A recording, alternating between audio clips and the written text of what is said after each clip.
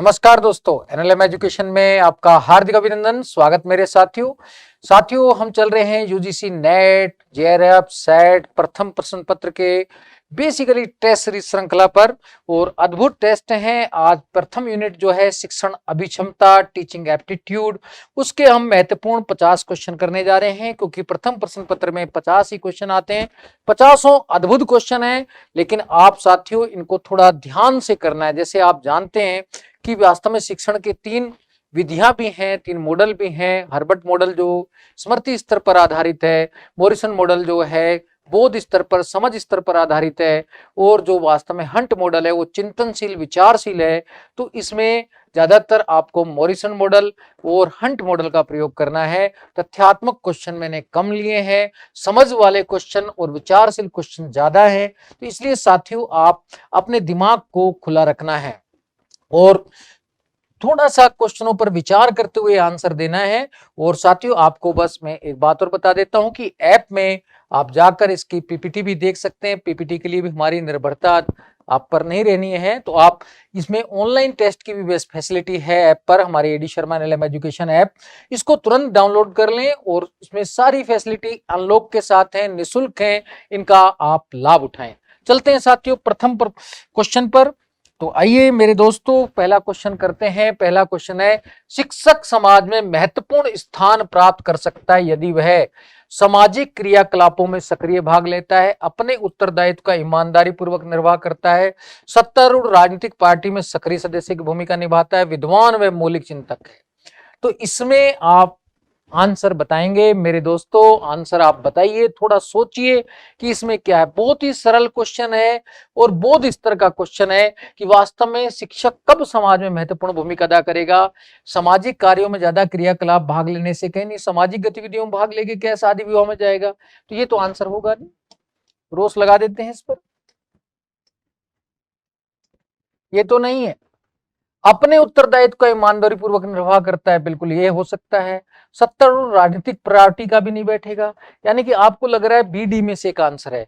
लेकिन विद्वान व मौलिक चिंतन है, विद्वान होने से, मौलिक चिंतक होने से कोई शिक्षक नहीं बनता है। शिक्षक तब बनता है जब कोई ईमानदारी पूर्वक अपने कार्य का निर्वाह। मैं बहुत इंटेलिजेंट हूं लेकिन मैं अपना ज्ञान बांटता नहीं हूं तो किसी काम का नहीं हूं, तो ये भी गलत हो जाएगा। तो इसका आंसर बैठेगा बी। तो आंसर हो गया बी। तो आप ये ध्यान रखना, आंसर है बी, ये इसका आंसर है। तो सबसे बेस्ट आंसर आपने चूज किया। तो आप चलते हैं हम साथियों क्वेश्चन नंबर 2 पर। तो आइए मेरे दोस्तों क्वेश्चन नंबर 2 देखते हैं। छात्र अनुकूल उत्तर देंगे यदि शिक्षक निम्नलिखित का प्रयोग करेंगे। श्याम पट्ट का, ठीक है, ब्लैक बोर्ड का, दंड का, दृश्य श्रव्य सामग्री का, पाठ्य पुस्तक विधि का। पाठ्य पुस्तक विधि क्या होती है? बच्चे को खड़ा कर दिया जाता है पढ़ने के लिए वो। तो छात्र कब अनुकूल उत्तर देंगे? तो देखो इसमें कौन सी सामग्री, क्या आंसर है, तो धीरे से सोचना है। देखो श्याम पट्ट तो अब जमा नहीं गया, दंड देना ये भी नकारात्मक है, पाठ्य पुस्तक विधि से भी अच्छा आंसर नहीं देगा। जब उसको दिमाग कर उसके बोध स्तर पर काम किया जाएगा, तो उसको कहीं ना कहीं सोचने विचारने के लिए प्रेरित किया जाएगा, तभी वो अच्छा आंसर देगा। इसलिए इसका आंसर हो जाएगा दृश्य श्रव्य सामग्री। तो आंसर हो गया सी। तो मेरे दोस्तों ये ध्यान में रखना है।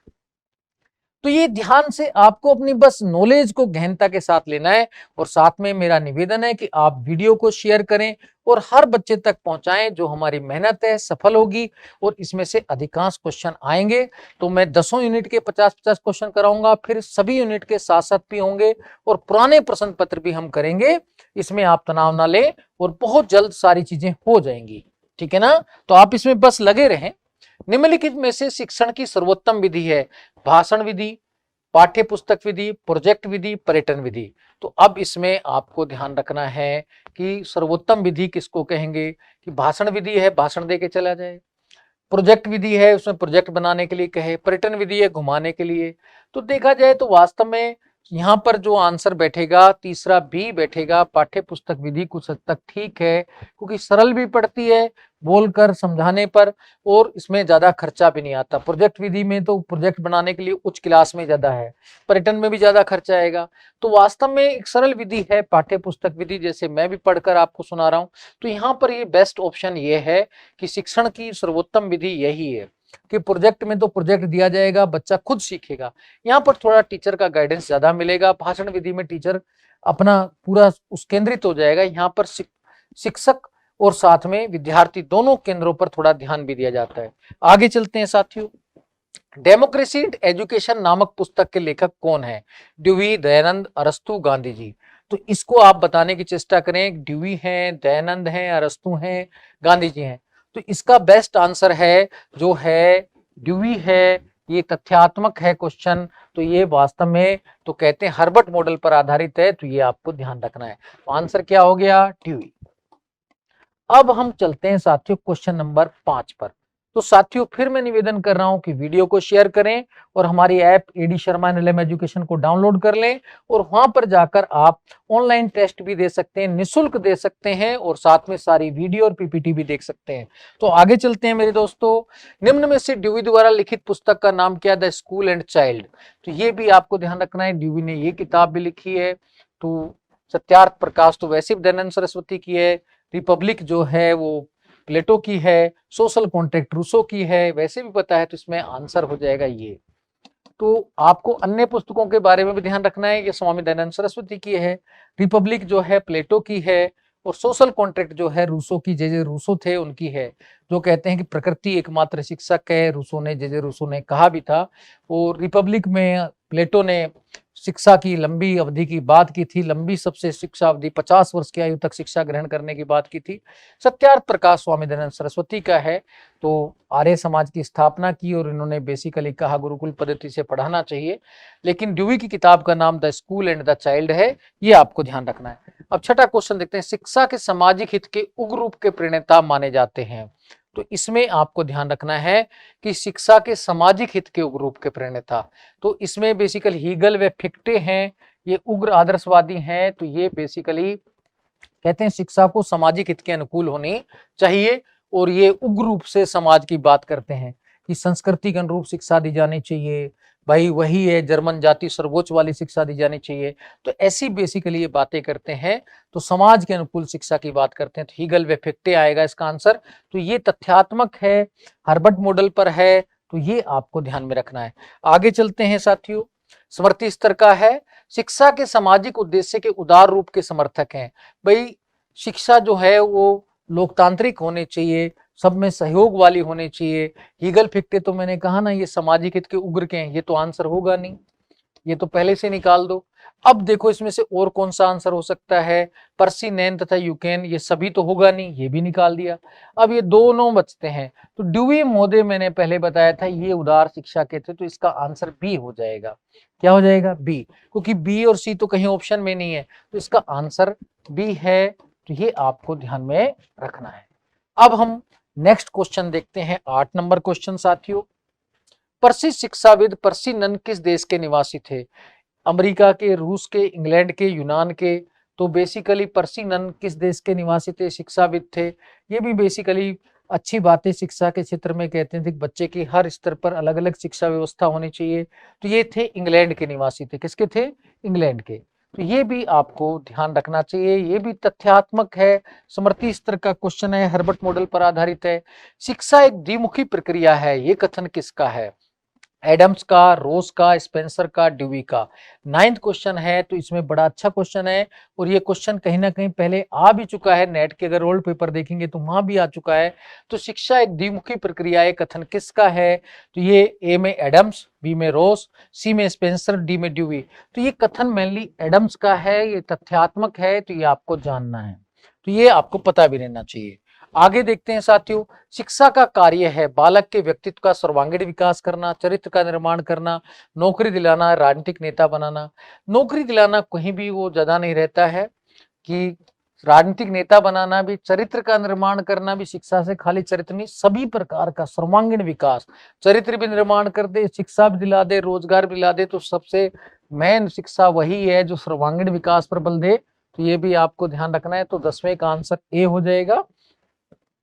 आंसर क्या हो जाएगा? ए। तो आंसर है ए, ये आपको ध्यान रखना है। तो साथियों आपको ये 10 क्वेश्चन तो अच्छे लगे होंगे। मेरा निवेदन है पुनः आप एक बार वीडियो को शेयर करें और जो भी समस्या हो आप ऐप पे जाकर पीपीटी भी देख सकते हैं और सारी चीजें देख सकते हैं। ऑनलाइन ये टेस्ट भी देकर देख सकते हैं। आप यहाँ देखने के बाद पुनः अपनी जांच कर सकते हैं कि इसमें से आप कितने क्वेश्चन ठीक करते हैं। तो ये भी निःशुल्क व्यवस्था है, तो ऐप डाउनलोड करें और इस अवसर का लाभ उठाएं, क्योंकि ये ऐप का जो है मैंने अनुमति मांगी है, तो फरवरी ही माह का लिए आपके लिए सारी निःशुल्क सुविधाएं हैं। तो आगे तो देखते हैं उसके बाद क्या होता है। अब 11वां, कक्षा में कुछ छात्र अधिक अधिगम जिज्ञासा प्रदर्शित करते हैं। ये इसलिए हो सकता है कि छात्र प्रतिभाशाली हैं, धनी परिवार के हैं, बनावटी व्यवहार करते हैं, कक्षा में उदाहरण करना चाहते हैं, तो वास्तव में उद्यम करना चाहते हैं। तो बेसिकली क्या इसका है, तो कोई ज्यादा क्वेश्चन बच्चा करे तो इसका मतलब है सीधा सा कि प्रतिभाशाली हैं, तो उद्दंड करना चाहते हैं, उद्दंड नहीं करना चाहते, क्योंकि ज्यादा बच्चा क्वेश्चन पूछ के उद्दंड थोड़ी करेगा। और ना धनी परिवार का है, तो ये तो आंसर होंगे नहीं। आंसर ए ही बेटर है, तो ए आंसर हो जाएगा। आंसर क्या हो जाएगा? ए। तो इस तरीके का क्वेश्चन सरल भी आए तो आप आसानी से हल करें। 12वां, सूची फर्स्ट और सेकंड को सम्मिलित करें। स्मृति स्तर मॉडल किसने दिया था? हर्बर्ट ने। ग्रहण शक्ति स्तर या बोध स्तर भी कहते हैं इसको। क्या कहते हैं? बोध, समझ वाला स्तर, बोध समझ वाला स्तर। विचारशील स्तर को चिंतन स्तर भी कहते हैं। तो वास्तव में देखा जाए तो स्मृति स्तर तो हर्बर्ट ने दिया था, और बोध स्तर समझ स्तर मॉरिसन ने दिया था, विचारशील स्तर हंट ने दिया। तो तीनों सुमेलित हैं। कहां पर सुमेलित हैं? तो देखा जाए ए में फर्स्ट का ए फर्स्ट, सेकंड का दो, थर्ड, तो ए आंसर हो जाएगा। ये तीनों सम्मिलित हैं यहाँ पर सीधे सीधे। तो इसमें आसानी से ध्यान रखना, अलग अलग भी पूछे तब भी क्वेश्चन हो जाना चाहिए और सिंपल भी हो जाना चाहिए। तो शिक्षण का स्तर और मुख्य प्रस्तावक कौन थे, तो ये भी ध्यान रखना है। आगे चलें साथियों, तो वास्तव में इसी से जुड़ा हुआ क्वेश्चन है कि पहले क्या दिया जाएगा? बाल्यावस्था में कौन सी शिक्षा? स्मृति स्तर। जब बच्चा बाल्यावस्था में ऊपर उत्तर बाल्यावस्था में पहुंच जाए या किशोरावस्था में पहुंचे तो बोध स्तर, समझ स्तर। और लास्ट में जब मैच्योरिटी वाली अवस्था में हो तब चिंतनशील स्तर। तो ये इसका आंसर भी ए दिखाई दे रहा है क्रमानुसार। आप इसको आयु के साथ भी दे सकते हैं। जब आप 10वीं तक पढ़े तो स्मृति स्तर, जब 11वीं से बीए तक आए तो बोध स्तर, एमए के स्तर पर क्या है? चिंतनशील स्तर, रिसर्च में भी चिंतनशील स्तर। तो देखा जाए यहाँ पर तो 10 तक तो आपको यही दिया जाएगा, इस प्रकार का स्मृति स्तर का ज्ञान, और 11 से लेकर बीए तक आपको ये रहेगा, और एमए से पीएचडी वगैरह जो है वो आपका इधर। तो ये आपको वैसे भी ध्यान रखना है, कैसे भी समझ लीजिए इसको सरल भाषा में, तो आंसर हो जाएगा ए। अब हम आगे देखते हैं मेरे साथियों, 14 नंबर क्वेश्चन चलते हैं। निम्नलिखित में से शिक्षण में कौन सा मुख्य परिवर्तन आधुनिक समय में मुख्यतः देखने को मिलता है? ये शिक्षार्थी केंद्रित होगी, यानी कि विद्यार्थी केंद्रित होती जा रही है, ये प्रशिक्षु केंद्रित होती जा रही है, समूह केंद्रित होती जा रही है, उपरोक्त में से कोई नहीं। तो अब 14वें में देखते हैं, आज जो है शिक्षा का केंद्र विद्यार्थी केंद्रित। मैंने आपको बताया था विकल्प आधारित क्रेडिट प्रणाली, ग्रेडिंग सिस्टम। आज ग्रेडिंग सिस्टम ही हर स्कूल में प्रचलित हो रहा है, तो उसमें क्या उद्देश्य है? विद्यार्थी केंद्रित होना। और वास्तव में देखा जाए कोचिंग भी ऑनलाइन आने से क्या है? विद्यार्थी केंद्रित है। अब आप देखें ना देखें, कितने विकल्प आपके सामने आ गए, सब में आपकी छूट है, आप किसको पसंद करते हैं ये।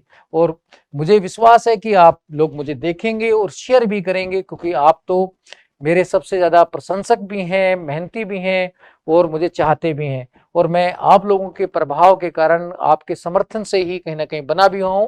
तो ये आंसर हो जाएगा कि आज शिक्षार्थी केंद्रित होती जा रही है।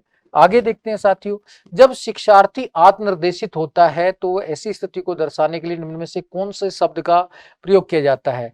तो ये आपको थोड़ा सा तथ्यात्मक क्वेश्चन है, 15 नंबर। इसको कहते हैं एंड्रागोजिकल। जब विद्यार्थी आत्म केंद्रित हो, सब कुछ अपने हिसाब से सारे काम करे, तो उसको इस स्थिति को क्या कहते हैं? एंड्रागोजिकल कहते हैं। ये भी तथ्यात्मक है, वीएमपी भी है, तो इसको थोड़ा सा ध्यान रख के जाना। आंसर बी है यहाँ पर, और ये बहुत इंपॉर्टेंट क्वेश्चन है, इसको थोड़ा ध्यान रखकर भी जाना। अब आगे देखते हैं, निम्नलिखित में से शिक्षण स्तर में कौन सा स्तर कक्षा के पर्याप्त वातावरण के लिए खुला और स्वतंत्र है? खुला व स्वतंत्र तब होता है जब वो चिंतनशील स्तर होता है। वातावरण जब बच्चा खुद ही अपने हिसाब से डिसाइड लेता है, तो चिंतनशील स्तर आ जाएगा इसमें आंसर। सब में नहीं, स्मृति स्तर में तो ज्यादा नहीं होता, तो इसका आंसर हो जाएगा सी। तो ये आपको ध्यान रखना है। आगे देखें साथियों, संज्ञानात्मक ज्ञान क्षेत्र का वर्गीकरण निम्न में से किसके द्वारा प्रस्तुत किया गया था? तो इसमें ब्लूम है, स्किनर है, करवथलवेल है, सिम्पसन है। तो ब्लूम ने किया था 3H के रूप में, तो आपको वैसे भी ध्यान है कि उन्होंने 3H के रूप में ये प्रदर्शन किया था। तो 17 में आंसर हो जाएगा ए। तो बेंजामिन एस ब्लूम आंसर है ए। तो ये भी आपको ध्यान में रखना चाहिए। अब आगे देखते हैं मेरे दोस्तों, 18 नंबर क्वेश्चन है, निम्नलिखित में से कौन सा शब्द पहले से सीखी गई सामग्री का उपयोग करने का प्रतिबिंबित करता है? पहले से सीखी गई सामग्री का तो प्रयोग करने का प्रतिबिंबित करता है। धारणा, कंसेप्ट तो पहले से सीखी गई सामग्री का नहीं। अनुप्रयोग, ज्ञान, विश्लेषण, तो इसमें आंसर बैठेगा अनुप्रयोग। एप्लीकेशन में होता है कि बेसिकली कि पहले से सीखी हुई सामग्री का उपयोग किया जाता है रिसर्च में। व्यवहारवाद में हम लोग काफी हद तक ये पढ़ते भी हैं, एमसीए बीसीए में भी यही होता है, तो इसका आंसर हो जाएगा बी। ये भी बहुत सरल क्वेश्चन है, तो आप इसको भी आसानी के साथ देख सकते हैं। अब आगे चलते हैं साथियों, और भी इंपॉर्टेंट क्वेश्चन है 19 नंबर, निम्नलिखित में से कौन से संज्ञानात्मक ज्ञान क्षेत्र का उच्चतम स्तर होगा? तो इसमें 19 में देखना है कि वास्तव में उच्चतम स्तर क्या है। संश्लेषण, विश्लेषण, धारणा, ये तो नहीं। मूल्यांकन होता है उच्चतम स्तर। क्या हो जाएगा? मूल्यांकन। भाई सबसे लास्ट में मूल्यांकन ही होता है, तो इसलिए वैसे भी ध्यान रखना है। अंत में आप टेस्ट देकर खुद देखते हैं, तो जैसे हमने पहले फर्स्ट यूनिट के वीडियो डाले, उसके बाद ही तो मूल्यांकन। अभी तो आपसे टेस्ट पूछ रहे हैं इसका आंसर कौन सा है, तो इसका आंसर बैठ जाएगा डी। आगे हम चलते हैं मेरे साथियों, 20 नंबर क्वेश्चन, निम्नलिखित में से कौन सा विकल्प सत्तावादी स्तर पर शिक्षण को दर्शाता है? शिक्षक केंद्रित, शिष्य केंद्रित, मुख्य अध्यापक केंद्रित, अनुभव के आधार पर। तो 20 में क्वेश्चन है, जब शिक्षक केंद्रित होगा तो वास्तव में वो सत्तावादी हो जाएगा। जहां मेरा ही प्रभाव ज्यादा होगा तो वहां फिर ज्यादा, जैसे क्लास में मैं टाइम से पूरा ज्यादा पंचुअलिटी करूं, सब कुछ शिक्षक पर निर्भर, तो वो सत्तावादी हो जाता है। तो ये 20, तो आपको ये 20 क्वेश्चन मैं अभी बता चुका हूं, आगे भी बताने जा रहा हूं बाकी क्वेश्चन भी। लेकिन साथियों मेरे निवेदन है कि वीडियो को तो आप शेयर करेंगे, सभी व्हाट्सएप और टेलीग्राम ग्रुप, जो भी ग्रुप हैं उनमें आप शेयर करेंगे। साथ में चैनल हमारे एडी शर्मा एलएम एजुकेशन को सब्सक्राइब करेंगे। साथ में मैं आपको ये भी सूचना दे चुका हूं कि पीपीटी वगैरह जो देखनी है आप ऐप पर जाकर देख सकते हैं, उसके लिए बार बार मैसेज करने की जरूरत नहीं है। आप वहां पर जाकर सारी वीडियो क्रमबद्ध रूप से भी देख सकते हैं, वो ओपन है, अनलॉक्ड है, तो आप इसमें तनाव ना लें। मैं बार बार इसलिए बता रहा हूं क्योंकि कई बच्चों के फोन आते हैं और फिर मैं खुद पढ़ता रहता हूं, इसलिए मैं ज्यादा फोन रिसीव नहीं करता। बाकी जो रिसेप्शनिस्ट रहता है वो कभी छुट्टी पर रहते हैं, कभी क्या रहते हैं। अब आगे चलते हैं साथियों, सूची फर्स्ट व सेकंड को सम्मिलित कीजिए। टैगोर, सामंजस्यपूर्ण व्यक्तित्व का विकास, विवेकानंद, कर्म का सिद्धांत, महात्मा गांधी, बालक सभी प्रकार की पुस्तकों से अधिक महत्वपूर्ण है, बौद्ध धर्म, योग शिक्षा का एक माध्यम, धर्म का सिद्धांत। तो अब इसमें 21 नंबर में क्या सम्मिलित है वो ध्यान रखना है कि फर्स्ट का क्या है, 3, बालक सभी प्रकार की पुस्तकों से अधिक महत्वपूर्ण है, ये टैगोर जी कहते हैं। सेकंड, विवेकानंद क्या कहता है, योग शिक्षा का एक माध्यम है, तो ये विवेकानंद में कहा है। धर्म का सिद्धांत किसने दिया है, कि बेसिकली ये भी आपको ध्यान रखना है कि वास्तव में सेकंड का फर्स्ट है, सामंजस्यपूर्ण व्यक्तित्व, ये किसका आ गया, विवेकानंद का। टैगोर जी क्या कहते हैं, फर्स्ट का 5, टैगोर जी क्या कहते हैं, धर्म का सिद्धांत। तो ये बेसिकली आपको ध्यान रखना है। तो इसका आंसर जो 21 का बैठेगा वो आपको ध्यान रखना है कि क्या बैठेगा। टैगोर जी क्या कहते हैं, बालक सभी प्रकार की पुस्तकों से क्या है, महत्वपूर्ण। तो फर्स्ट का 3 आ जाएगा, सेकंड का 4, योग शिक्षा का माध्यम आ जाएगा। क्या आ जाएगा, माध्यम। तो इसमें सेकंड का 4, तो इससे कहां मिल रहा है, ये सी में जाके मिल रहा है। थर्ड का फर्स्ट, महात्मा गांधी, ये फर्स्ट में कहते हैं सामंजस्यपूर्ण व्यक्तित्व। तो बेसिकली ये, और बौद्ध धर्म, कर्म का सिद्धांत, तो ये बेसिकली आपको ध्यान रखना है। तो इसका आंसर हो जाएगा सी। आगे देखते हैं साथियों, ये किसने कहा कि शिक्षा मानव निर्माण है जो चरित्र निर्मित करती है, मन की शक्ति बढ़ाती है, ज्ञान का विस्तार करती है और जिसके द्वारा आदमी अपने पैरों पर खड़े हो सकते हैं। तो ये क्वेश्चन भी है, ये स्वामी विवेकानंद का है, ये आपको ध्यान रखना है। तो स्वामी विवेकानंद ने ये कथन कहा था, तो ये आंसर भी आपको तथ्यात्मक है, थोड़ा सा ध्यान रखना है और अपने हिसाब से हल करना है। आगे देखते हैं साथियों, निम्नलिखित में से उस शिक्षा में शिक्षक की कौन सी मुख्य भूमिका नहीं होनी चाहिए? छात्रों को जानकारी प्रदान करना, छात्रों में स्वयं सीखने की प्रवृत्ति को बढ़ावा देना, छात्रों के बीच स्वस्थ प्रतिस्पर्धा को प्रोत्साहित करना, छात्रों को अपनी निजी समस्याएं हल करने में सहायता करना। तो अब इसमें निजी समस्या कहां से आई, अब ये आपको ध्यान रखना है। तो ये निजी समस्या वैसे ही आपको गड़बड़ लग रहा है, तो निजी समस्याएं हल नहीं करनी चाहिए। मेरा काम पढ़ाने का है, मैं पढ़ाऊंगा ही। आपकी निजी समस्या क्या है, आपको चाय नहीं है या सर में दर्द है, वो हल करना मेरा काम नहीं है। तो ये आपको आंसर आ गया, उस शिक्षा में ये नहीं होता, ये आपको वैसे भी ध्यान रखना है। अब आगे देखते हैं मेरे दोस्तों, निम्नलिखित गतिविधियों को कक्षा संचार के तार्किक क्रम में क्रमबद्ध कीजिए। क्यूए कार्य का विश्लेषण, योजना और तैयारी, सामग्री का प्रस्तुतिकरण, संशोधन और सुधार। अब ये दिख रहा है संशोधन सुधार तो वैसे भी लास्ट का विषय है, ये तो वैसे ही ध्यान रखना चाहिए। 24 में देखते हैं कि संशोधन सुधार। अब फोर्थ, ये दोनों तो पहले ही गलत कर दो, क्योंकि सबसे लास्ट में तो यही आएगा संशोधन सुधार। अब पहले क्या आना है ये आपको ध्यान रखना है कि पहले योजना की तैयारी होती है, तो यानी कि सेकंड नंबर सबसे पहले आएगा, तो इसलिए आंसर क्या हो जाएगा ये। आप इस तरीके से हल करना है, पहले निकालना है। हमेशा जब ऑब्जेक्टिव हल करते हैं तो पहले देखना चाहिए कौन से नहीं है, एक से पकड़ लीजिए और उसको फिर हल करने की कोशिश कीजिए, आप कभी गलती नहीं करेंगे। कम से कम सरल क्वेश्चन आपके गलत होने की संभावना कम हो जाएगी। अब आगे देखते हैं साथियों, निम्नलिखित में से कौन सा कथन प्रभावी शिक्षण को इंगित नहीं करता? इंगित नहीं करता है। एक शिक्षक उत्साह के साथ सिखाता है, एक शिक्षक अपने छात्रों में त्रुटि ढूंढता है, एक शिक्षक कक्षा नियंत्रण के वनस्पति शिक्षण पर अधिक बल देता है, एक शिक्षक कोर्स पूरा कराने के बजाय विषय को समझाने में रुचि रखता है। तो इंगित नहीं करता प्रभावी शिक्षण में क्या, छात्रों की त्रुटि ढूंढना तो अच्छा बात नहीं है भाई, हम अपने बच्चों की गलतियां ढूंढे, बच्चों को नहीं समझते, बच्चे ये नहीं करते, वो नहीं करते, ये नहीं, ये काम नहीं होना चाहिए। अपना काम पढ़ाने का है, वो पढ़ाने का काम होना चाहिए। तो आंसर हो जाएगा बी। ये भी अच्छा क्वेश्चन है, पहले आ चुका है, तो ऑलरेडी आ चुका है ये भी ध्यान रखना, नेट में आ चुका है, तो इसलिए इसको थोड़ा सा ध्यान पूर्वक देख के जाना, और विकल्प बदलकर हो सकता है आपके सामने फिर उपस्थित हो जाए। यदि कुछ छात्र परीक्षा में असफल होते तो निम्नलिखित में इसकी त्रुटि माननी चाहिए, शिक्षक की, प्रधानाचार्य की, स्वयं छात्र की। इस बात का सामान्यकरण नहीं कर सकता।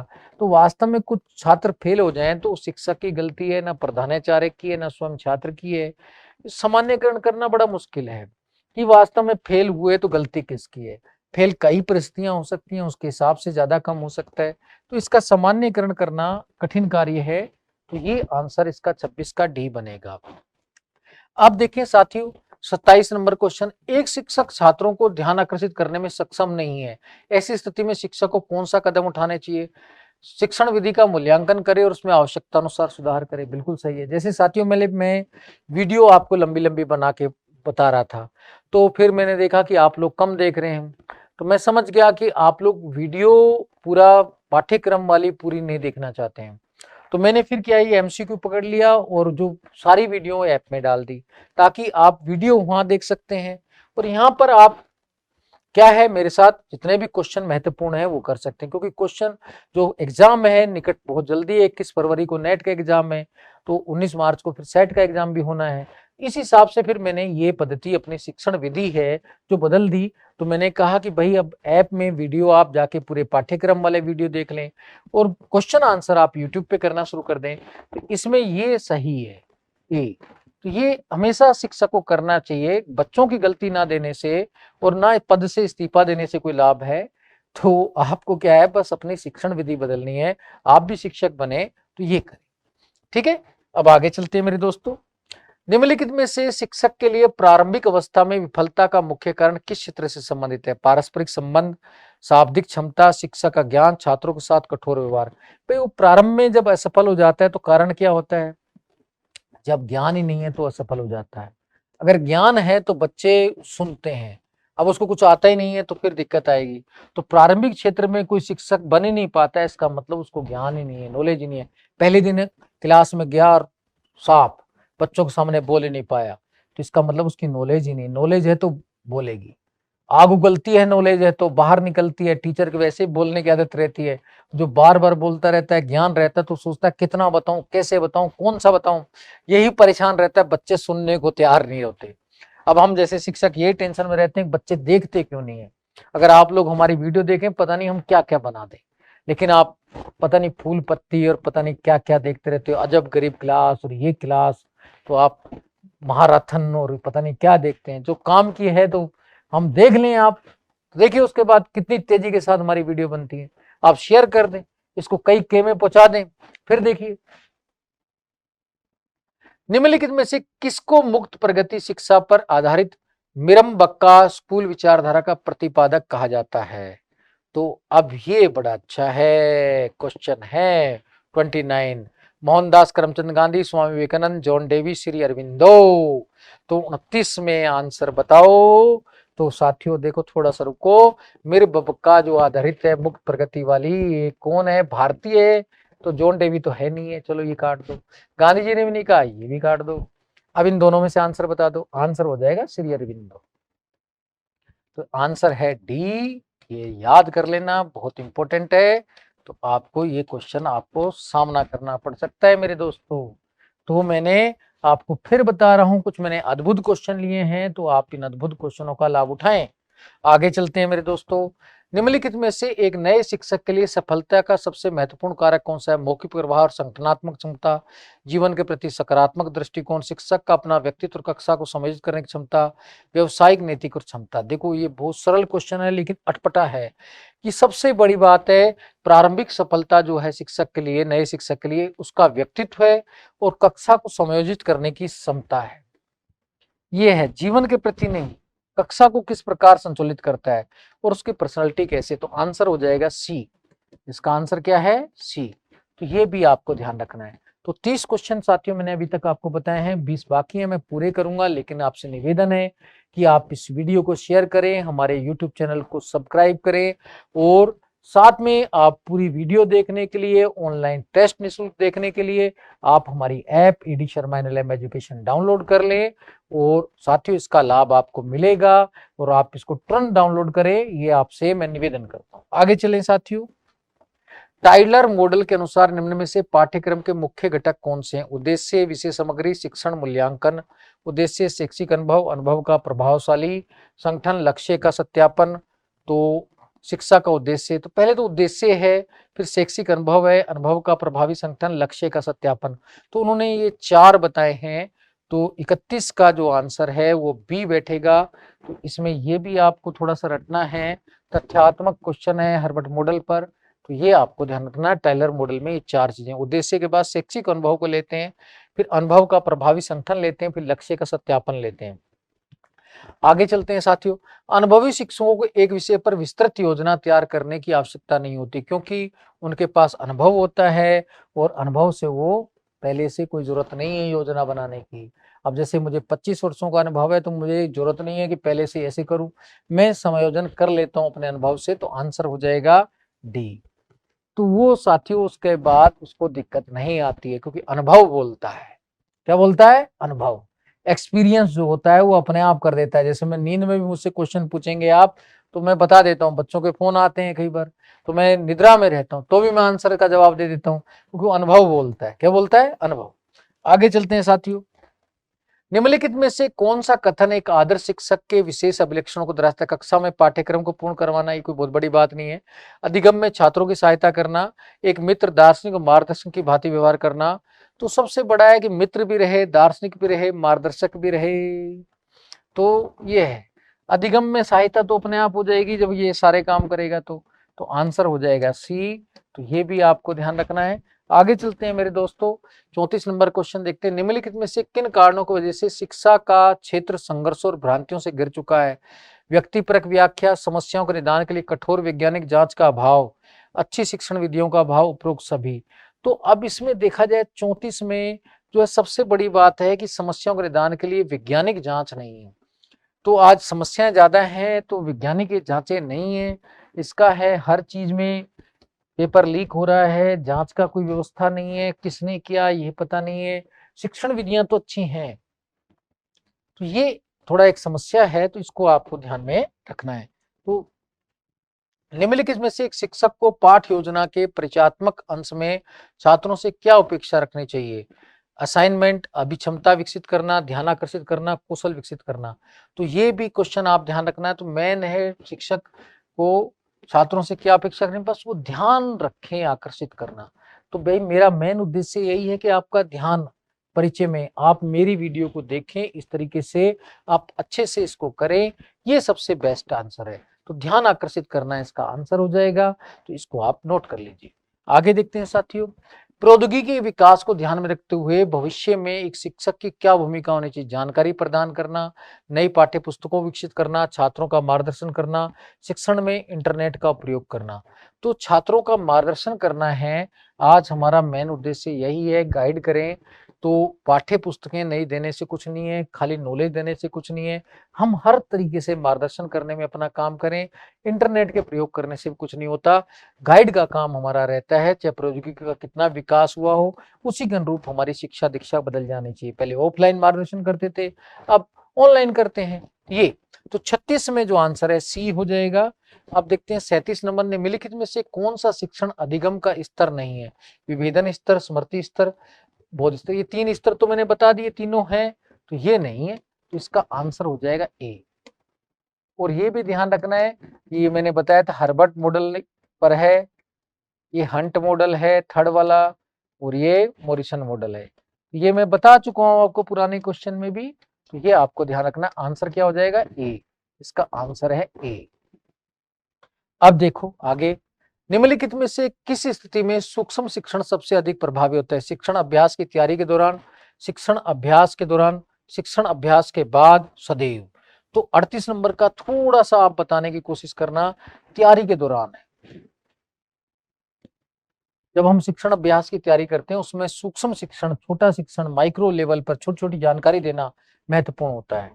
आगे चलते हैं साथियों, निम्नलिखित में से किस कक्षा या कक्षाओं के विद्यार्थियों के लिए सूक्ष्म शिक्षण सबसे अधिक उपयोगी होता है। सूक्ष्म शिक्षण कब उपयोगी होगा, ये छोटी कक्षाओं के लिए होता है, जब उनको पहले से तैयार करना पड़ता है, छोटी छोटी बातों को बताना पड़ता है, तो ये प्राथमिक शिक्षाओं के लिए ज्यादा उपयोगी है। तो आपको ये ध्यान में रखना है, तो आपको साथियों इसमें गड़बड़ नहीं करना चाहिए। अब हम चलते हैं 40 नंबर क्वेश्चन पर, निम्नलिखित में से किस विश्वविद्यालय ने 1961 में सूक्ष्म शिक्षण के अवधारणा को प्रतिपादित किया था। तो 40 में स्टैनफोर्ड, ऑक्सफोर्ड, दिल्ली विश्वविद्यालय, जवाहरलाल। स्टैनफोर्ड विश्वविद्यालय तथ्यात्मक क्वेश्चन है, तो ये इसका आंसर ए हो जाएगा। तो ये भी ध्यान रखना है, ये तथ्यात्मक क्वेश्चन है, तो ये आपको पता रहना चाहिए। तथ्यात्मक क्वेश्चन आ चुका है, तो बेसिकली ये कहा कि वास्तव में तैयारी के दौरान ही बहुत सारी बातें बता देनी चाहिए, बच्चे को पहले तैयार ज्यादा करना चाहिए। अब जैसे सिंपल है कि पहले मैंने वीडियो बना के आपको तैयार किया और आप क्वेश्चन कर रहा हूं, तो उस हिसाब से आगे देखें साथियों, निम्नलिखित में से अनुदेशात्मक प्रक्रिया किस शिक्षण प्रतिमान का मुख्य घटक है। अनुदेशात्मक प्रक्रिया छात्र केंद्रित शिक्षण प्रतिमान का, मूलभूत शिक्षण प्रतिमान का, आगमनात्मक प्रतिमान का, या उपरोक्त सभी। तो अब इसका आंसर बड़ा ढंग से देना है कि बेसिकली है छात्र केंद्रित शिक्षण प्रतिमान का। तो जो अनुदेशात्मक है, डायरेक्टिव है, तो उसमें ये ध्यान रखना है कि छात्र केंद्रित शिक्षण है, तो पूरा अनुदेश देके छोड़ दिया जाता है, उस हिसाब से वो अपने आप कर लेता है। अब 42 में देखें, जॉन डेवी ने शिक्षा के क्षेत्र में किस बात पर अधिक बल दिया है, क्रियामूलक ज्ञान में, सत्तावादी शिक्षण विधियों पर, दोहराव शिक्षण पर। तो ज्यादा ज्ञान वो किस पर देते हैं, क्रियामूलक ज्ञान पर। तो जॉन डेवी तो जो है तो बेसिकली क्रियामूलक ज्ञान पर देते हैं, तो इसका आंसर हो जाएगा ए। तो ये भी आपको ध्यान में रखना है। अब चलते हैं साथियों हम अगले क्वेश्चन 43 नंबर 43 पर, निम्नलिखित में से किस विधि से परिसंवाद या विचार गोष्ठी के संबंध करके देखा जा सकता है। तो इसमें कौन सी विधि है जो उससे संबंधित है। तो आविष्कार विधि, परिचर्चा विधि, व्याख्यान विधि, प्रदर्शन विधि। तो आपको पता है कि परिसंवाद जो सिंपोजियम या वास्तव में विचार गोष्ठी, ये परिचर्चा में ही होगा, तो ये परिचर्चा विधि से संबंधित है, तो ये भी आपको ध्यान रखना है, इसका आंसर हो जाएगा बी। कई बार साथियों सरल क्वेश्चन आता है, हम उसको गलत कर देते हैं, ठीक नहीं है। तो आगे देखते हैं 44 नंबर, शिक्षण में छात्रों से प्रश्न करने का कौशल सबसे अधिक उपयोगी क्यों माना जाता है। शिक्षण में छात्रों की सक्रिय भागीदारी को सुनिश्चित करने के लिए, छात्रों द्वारा तथ्यों को याद रखने के लिए, छात्रों को अनुशासित बनाने के लिए, छात्रों को परीक्षा के लिए तैयार करने के लिए। इसका मेन मोटिव रहता है क्या, आप जल्दी से सोच के बताओ। इसका मेन मोटिव है सक्रिय भागीदारी। जैसे सिंपल ही आपसे क्वेश्चन किए जा रहे हैं, इसका मेन उद्देश्य है कि सबकी सक्रिय भागीदारी रहे, आप लाइव जुड़े। तो मैं बार बार कहता हूं, आप लाइव जुड़े, इनको मेरे आंसर बताने से पहले आंसर देने का प्रयास करें, तभी आपको सफलता मिलेगी। तो वही आपको ध्यान रखना है। मैं नाम नहीं ले रहा, नाम इतने ज्यादा लूं कि राम श्याम, कहां तक नाम लूं, नामों में फिर काफी परेशानी होती है। तो नाम लेने से अच्छा फिर क्या है, क्लास में दोबारा कोई वीडियो देखता है तो उसको नाम ही नाम सुनाई देते हैं, इसलिए मैं नाम ना लेकर चुप रहता हूँ। क्योंकि आप एक बारी वीडियो नहीं, फिर दोबारा भी ये देखनी होती है। तो पहली बार तो अच्छी लगती है नाम वाली, लेकिन दूसरी बार जब वो दोबारा देखता है तो उसको परेशानी होती है बच्चे को। मैं आपका टाइम खराब नहीं करना चाहता, क्योंकि बहुत जल्द एग्जाम होने वाला है। निम्नलिखित में से कौन सा कथन सूक्ष्म शिक्षण के बारे में सत्य नहीं है? ये एक शिक्षण विधि है, शिक्षण कौशल का अंतर्भाग है, हर कौशल के लिए अलग से अभ्यास चाहिए, प्रश्न करना सूक्ष्म शिक्षण का एक घटक है। तो 45 नंबर क्वेश्चन का आंसर क्या है? शिक्षण विधि है। तो शिक्षण विधि ना होकर एक पद्धति है, तो ये आपको ध्यान रखना है। तो प्रकार है एक तरीके का। निम्नलिखित में से आमरष्टांग किस विधि के मुख्य प्रतिपादक हैं? आमरष्टांग, तो अभी आमरष्टांग का मैंने बताया था, ये कौन सी है? समस्या समाधान विधि, परियोजना विधि, विचार विमर्श विधि, अनुमानी ह्यूरिस्टिक विधि। तो इसका आंसर आ जाएगा ह्यूरिस्टिक विधि है, ये मैं पहले आपको बता भी चुका हूं। अनुमानी विधि से जुड़े हुए हैं आमरष्टांग, तो इसका आंसर हो जाएगा डी। तो आपको ये पता भी होना चाहिए, आप में पूरा हम इस पर डिस्कशन कर चुके हैं वीडियो के अंदर। पहली वीडियो खोल के देखेंगे तो आपको आसानी से शिक्षण विधियों वाले में ये मैटर मिल भी जाएगा। आगे देखते हैं साथियों, निम्नलिखित में से किस स्थिति में विचार विमर्श विधि उपयोगी होती है? विषय बहुत ही सरल हो, विषय थोड़ा कठिन हो, विषय बहुत ही कठिन हो, सभी परिस्थितियों में। अब 47 में जो है, वास्तव में विचार विमर्श तो हर में होना चाहिए, सरल हो चाहे कठिन हो चाहे बहुत कठिन हो, तो सभी परिस्थितियों में विचार विमर्श होना चाहिए। तो ये इसका आंसर हो जाएगा, आंसर डी। तो ये आपको ध्यान में रखना है। अब साथियों, अब मैं आपसे फिर निवेदन कर रहा हूं कि आप वीडियो को शेयर कर दें और हमारी ऐप को डाउनलोड करके सारी वीडियो देखें और ऑनलाइन टेस्ट भी एक बार करके देखें। तो आपको क्या है, अभ्यास ज्यादा होगा। उसमें 3 अटेम्प्ट भी आप दे सकते हैं, बार बार करने से आपको सफलता भी मिलेगी। थोड़ा समय आपको जरूर लगेगा, लेकिन उससे बेनिफिट है, क्योंकि बुक्स पढ़ने का अब समय नहीं है। अब ऐसा समय है कि इसमें फर्स्ट पेपर में ज्यादा गंभीर भी होने की जरूरत नहीं है, क्योंकि मेन जो मेरिट है वो मेन ऑप्शनल से बनती है। तो इसमें जितना भी है बेटर होकर आप तैयारी करें और आप ऐप को डाउनलोड करके वीडियो देख लें। शिक्षण में शैक्षिक प्रौद्योगिकी बहुत उपयोगी है, क्योंकि ये समय की मांग है, ये प्रसिद्ध संस्थाओं द्वारा अपनाई गई है, शिक्षण को प्रभावी और कुशल बनाता है, छात्रों को शिक्षण और अधिगम की गतिविधियों के प्रति आकर्षित करता है। तो इसका 48 का आंसर है, शिक्षण को प्रभावी व कुशल बनाता है। तो वास्तव में शिक्षण प्रौद्योगिकी का मेन उद्देश्य यही है कि शिक्षण को प्रभावी बन जाता है। जैसे मैं आपको ऑनलाइन पढ़ा रहा हूं तो ये प्रभावी बन गया। अगर यहाँ व्हाइट बोर्ड लेता तो इतना नहीं है, डिस्प्ले वाला बोर्ड है तो आपको आनंद भी आ रहा है, देखने में अच्छा भी लग रहा है, तो लाइटिंग भी आ रही है, तो बेटर सारी चीजें आ रही हैं, ये आपको अच्छा लगेगा। शिक्षक दृश्य साधनों का उपयोग करता है शिक्षण सरल बनाने के लिए, रुचिकर बनाने के लिए, समय प्रबंधन के लिए अधिक। अब ये तो क्वेश्चन बता दो कम से कम। तो क्या होता है, रुचिकर बनाने के लिए, दृश्य साधन से रुचिकर बन जाता है, सरल नहीं बनता है, इंटरेस्टेड बन जाता है। तो आंसर हो जाएगा बी। तो मैंने दृश्य साधन अपनाया तो इससे आपके लिए रुचि आ रही है, इंटरेस्ट आ रहा है दूर बैठे बैठे। अब ये 50 नंबर क्वेश्चन भी देखते हैं। शिक्षा के लिए उपयुक्त है वर्तमान शिक्षा प्रणाली, सेमेस्टर प्रणाली, पाठ्य पुस्तक परीक्षा, वस्तुनिष्ठ प्रणाली। सबसे अधिक ज्ञान मिलता है सेमेस्टर प्रणाली में, तो इसका आंसर सबसे बेस्ट मैं यही मानता हूं कि आंसर है बी। तो साथियों, आज हमने पहली यूनिट के 50 क्वेश्चन किए, अब हम बाकी जितने भी 9 यूनिट हैं सबके 50-50 क्वेश्चन करेंगे, फिर हम पूरे सामूहिक पेपर करेंगे। बस आपसे निवेदन है कि वीडियो को शेयर करते रहें और हमारी सभी वीडियो को निःशुल्क देखने के लिए आप हमारी app AD Sharma NLM education को डाउनलोड कर ले और वहां पर वीडियो जाकर देख ले। यूट्यूब पर तो रखी है, टेस्ट वाली ज्यादा है, लेकिन आपको मूल जैसे देखनी है तो बहुत ज्यादा समय नहीं लगेगा।